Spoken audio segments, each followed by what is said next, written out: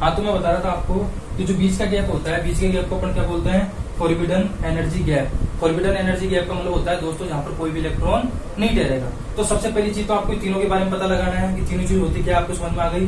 वापिस समझ लो, valency band, valency band वो बैंड होता है जिसमें वैलेंसी इलेक्ट्रॉन पाए जाते हैं। कंडेंसर बैंड क्या काम करता है, एक करंट को फ्लो करवाता है, इलेक्ट्रॉन्स का फ्लो करवाता है। और जो बीच का गैप होता है, बीच का गैप का मतलब क्या होता है, यहाँ पे कोई भी इलेक्ट्रॉन नहीं ठहर सकता, इसलिए इसका नाम क्या है, फॉरबिडन एनर्जी गैप। अब एक बार आप क्या करो, इसका स्क्रीनशॉट ले लो, फिर मैं आपको बताता हूँ कि अब इसके अकॉर्डिंग अपन चलेंगे। इसके अकॉर्डिंग मैं आपको बताऊंगा कि कंडक्टर क्या होता है, इंसुलेटर क्या होता है और सेमीकंडक्टर क्या होता है। तो एक मिनट आप इसका स्क्रीनशॉट ले लीजिए।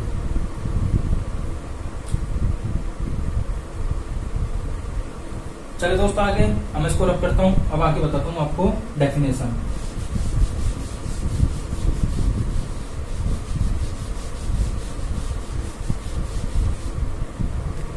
अब अपन बात करते हैं बैंड थ्योरी के अकॉर्डिंग कंडक्टर होता क्या है। तो सबसे पहला टॉपिक लेंगे अपन कंडक्टर। क्या लेंगे, कंडक्टर,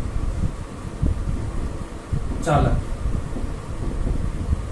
अब आपको चालक की डेफिनेशन कैसे देनी है, अब आपको चालक की डेफिनेशन इस प्रकार देनी है। तो अपन वापिस वही ग्राफ बनाएंगे। ये तो बना दिया अपन ने वैलेंसी बैंड और ये बना दिया अपन ने कंडेंसन बैंड, ये अपन ने पढ़ा था। लेकिन अपन बात किसकी कर रहे हैं, कंडक्टर की। किसकी बात कर रहे हैं, कंडक्टर की। तो कंडक्टर वह मेटल होती है, अब आप याद रखना, कंडक्टर वह मेटल होती है या वह धातु होती है जिसमें वैलेंसी बैंड और कंडेंसर बैंड ये दोनों क्या हो जाएंगे दोस्तों, एक दूसरे के ऊपर ओवरलैप हो जाएंगे, एक दूसरे के ऊपर क्या हो जाएंगे, अतिव्यापित हो जाएंगे, मतलब दोनों एक दूसरे में चिपक जाएंगे। क्या हो गए, दोनों एक दूसरे में चिपक गए। वैलेंसी बैंड और कंडेंसर बैंड दोनों एक दूसरे के ऊपर ओवरलैप हो जाएंगे। कहने का मतलब ये हो गया, यहाँ पे जो डेल ईजी था, फॉरबिडन एनर्जी गैप, ये लगभग 0 इलेक्ट्रॉन वोल्ट हो जाएगा। कितना हो जाएगा, 0 इलेक्ट्रॉन वोल्ट। यानी कहने का मतलब ये है कि कंडक्टर वह मेटल होती है, वह धातु होती है जिसमें वैलेंसी बैंड और कंडेंसन बैंड दोनों के बीच में फॉरबिडन एनर्जी गैप की वैल्यू क्या होगी बेटा, 0 होगी। उसी को मैं क्या बोलता हूँ, कंडक्टर बोलता हूँ। समझ में आ गया कंडक्टर क्या होता है, वापिस सुन लो। कंडक्टर वह मेटल होती है जिसमें वैलेंसी बैंड और कंडेंसन बैंड दोनों के बीच का वर्जित ऊर्जा अंतराल फॉरबिडन एनर्जी गैप की वैल्यू कितनी होगी, 0।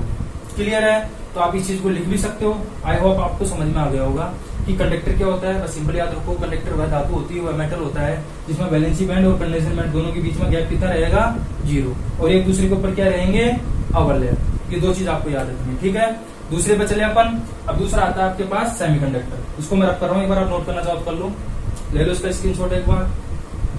अब अपन चलते हैं सेकंड पे। किस पे चलते हैं, सेकंड पे। तो सेकंड लेते हैं अपन सेमीकंडक्टर। क्या लेंगे, सेमी कंडक्टर, अर्धचालक।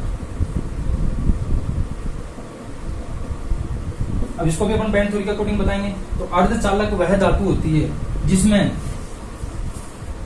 कंडेंसन बैंड और बैलेंसी बैंड, कंडेंसन बैंड और बैलेंसी बैंड इन दोनों के बीच का जो गैप होगा बहुत कम होगा। गैप तो होगा लेकिन बहुत कम होगा। लगभग कितना होगा, डेल ईजी लगभग 1 इलेक्ट्रॉन वोल्ट। कितना होगा, लगभग 1 इलेक्ट्रॉन वोल्ट। यानी कि अपन ये कह सकते हैं कि यदि वैलेंसी बैंड और कंडेंसन बैंड के बीच में अगर एनर्जी गैप की वैल्यू अगर 1 इलेक्ट्रॉन वोल्ट है तो उसको मैं क्या बोलूंगा, सेमीकंडक्टर। अब आपको समझ में आ रहा होगा कि बेटा इन दोनों के बीच का गैप बहुत कम है, तो यहाँ से क्या होंगे, यहाँ से इलेक्ट्रॉन थोड़ी बहुत कूद के यहाँ पे चले जाएंगे।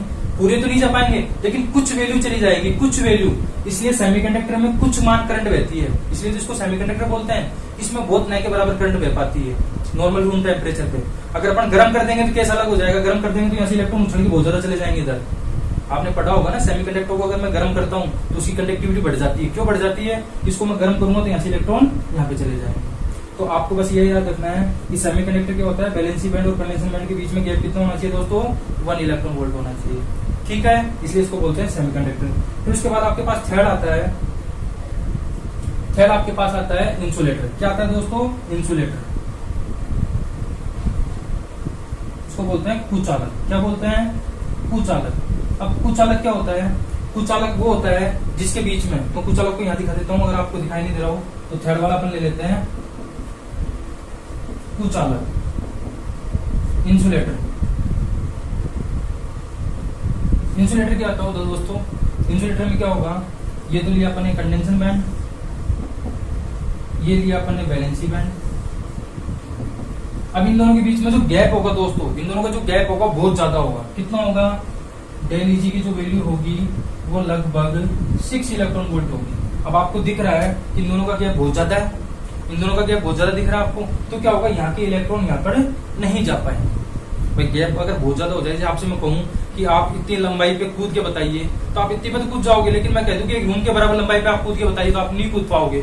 वही हालत यहाँ पे इलेक्ट्रॉन्स की हो रही है। अब यहाँ के इलेक्ट्रॉन्स इजीली यहाँ से यहाँ पे नहीं जा पा रहे, कूद ही नहीं पाएंगे, क्योंकि इनके बीच का गैप क्या है, बहुत ज्यादा है, लगभग 6 इलेक्ट्रॉन वोल्ट, और 6 इलेक्ट्रॉन वोल्ट बेटा बहुत ज्यादा हो जाता है, इसलिए यहाँ के इलेक्ट्रॉन यहाँ पे नहीं जाते हैं, इसलिए इसको अपन क्या बोलते हैं, इंसुलेटर बोलते हैं, कुचालक। तो इस प्रकार अपन एनर्जी बैंड थ्योरी के अकॉर्डिंग कंडक्टर, इंसुलेटर और सेमीकंडक्टर को कैटेगराइज करते हैं। आई होप आपको समझ में आ गया होगा। अगर अपन इनके एग्जांपल्स की बात करें तो कंडक्टर का एग्जांपल क्या होता है, जैसे अपन ने सिल्वर ले लिया, कोई भी मेटल ले ली जिसमें करंट फ्लो होता है, ठीक है। अगर अपन सेमीकंडक्टर की बात करते हैं, सेमीकंडक्टर, तो सेमीकंडक्टर का सबसे बेस्ट एग्जांपल होता है बेटा सिलिकॉन एंड जर्मेनियम।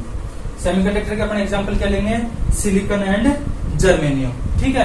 अगर अपन इंसुलेटर की बात करते हैं बेटा, तो इंसुलेटर में वह हर एक चीज आती है जिसमें करंट फ्लो नहीं होती है, जैसे प्लास्टिक, सूखी लकड़ी, आपका डायमंड। अब आपने पढ़ा होगा डायमंड क्या होता है, इंसुलेटर होता है, उसमें करंट फ्लो नहीं होती है। क्यों नहीं होती है, क्योंकि डायमंड का जो गैप होता है ना, एनर्जी गैप की वैल्यू होती है 6 इलेक्ट्रॉन वोल्ट। तो अपन इसका एग्जांपल लेना चाहिए, क्या ले लेंगे, डायमंड। डायमंड में करंट फ्लो नहीं होती है। अगर आपसे कोई पूछे कि डायमंड में करंट फ्लो क्यों नहीं होती है, तो आप कह देना कि डायमंड में जो वैलेंसी बैंड और कंडेंसेशन बैंड होता है उनके बीच का गैप बहुत ज्यादा होता है। कितना होता है, लगभग 6 इलेक्ट्रॉन वोल्ट। तो दोस्तों इस प्रकार अपन, ये तो अपना बेसिक क्वेश्चन था, जो पहला क्वेश्चन बनता है आपके बोर्ड एग्जाम के अंदर, कि explain conductor, insulator, semiconductor using energy band theory. तो दोस्तों इस प्रकार अपन एनर्जी बैंड थ्योरी के अकॉर्डिंग अपन तीनों को कैटेगराइज कर सकते हैं। फिर से रिवाइज कर रहा हूँ, कंडक्टर वो होता है जिसमें वैलेंसी बैंड और कंडेंसेशन बैंड दोनों के बीच में फॉरबिडन एनर्जी गैप की वैल्यू कितनी होगी, 0 इलेक्ट्रॉन वोल्ट। तो यहाँ के इलेक्ट्रॉन यहाँ पे आराम से जाएंगे, आएंगे, मस्ती से रहेंगे, एक ही घर हो गया, तो एक ही घर हो गया, तो इसको अपन क्या बोलते हैं, कंडक्टर बोलते हैं। उसके बाद अपन बात करते हैं सेमीकंडक्टर की, तो इनके बीच में गैप कितना होता है, लगभग 1 इलेक्ट्रॉन वोल्ट। तो 1 इलेक्ट्रॉन वोल्ट है, तो यहाँ से इलेक्ट्रॉन तो जा पाएंगे, लेकिन बहुत कम मात्रा में, तो बहुत कम मात्रा में जाएंगे, इसलिए इसमें करंट बहुत कम रहती है, इसलिए इसको अपन बोलते हैं सेमीकंडक्टर। उसके बाद अपन बात करते हैं इंसुलेटर की, कुचालक की। तो कुचालक में कंडेंसेशन बैंड और बैलेंसिंग बैंड के बीच में गैप क्या है बेटा, बहुत ज्यादा, 6 इलेक्ट्रॉन वोल्ट बहुत ज्यादा हो जाता है। तो यहाँ के इलेक्ट्रॉन इजीली यहाँ पर नहीं जा पाते हैं, और यहाँ के इलेक्ट्रॉन इजीली यहाँ पे नहीं जा पाएंगे, तो यहाँ पे करंट फ्लो नहीं होगी, इसलिए इंसुलेटर में कभी भी करंट फ्लो नहीं होती। इसका एग्जांपल अपन क्या ले लेंगे, डायमंड। आई होप आपको यहाँ तक समझ में आ गया होगा दोस्तों। अगली क्लास में आपको बहुत जल्द, अब अपन पढ़ेंगे, ये तो अपन ने पढ़ लिया मेटल के बारे में, अब अपन पढ़ेंगे ओनली सेमीकंडक्टर के बारे में। किसके बारे में पढ़ेंगे दोस्तों, ओनली सेमीकंडक्टर के बारे में पढ़ेंगे नेक्स्ट क्लास में। थैंक यू, आप इसको नोट कीजिए और इसका रिवीजन करते रहिए। धन्यवाद।